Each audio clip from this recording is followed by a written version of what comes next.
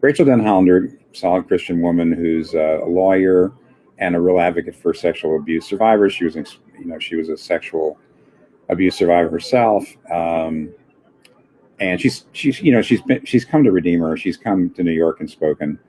Um, she she basically says what the church is going to have to do. It's not just the Protestant church; it's the Catholic Church too. Is the what the church has done is covered up abuse, and it has tended to very often do it behind a veil of using the excuse of forgiveness. That the abuser, you have to forgive the abuser, and that means you have to. And forgiveness is defined as not bringing charges, not holding people accountable, forgiving and forgetting, and really believing that God can change people and move on. What that does is, she actually says abusers are attracted to churches, especially evangelical churches that talk a lot about forgiveness, because they know that they probably won't be held accountable, and they'll probably be restored too quickly to positions where they can abuse again.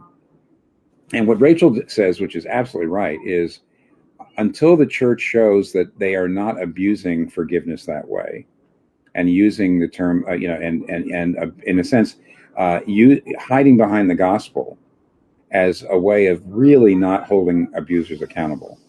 Until the world sees the church doing that, actually, we're a pretty bad witness. But we could be a good witness to them, a very good witness. And don't forget, one other thing is Rachel actually does say, yes, the abused does need eventually to forgive, because you owe it to God to forgive people, and you actually, it's right for you too. It's good for you in your heart to forgive. But she would never say it's either or, that you forgive quickly and and don't bring charges. No, you bring charges and you work on forgiving so that it doesn't eat you up. So that's the balance. And if the more people see that happening in the church, the more people are going to say, so that's how it should be done.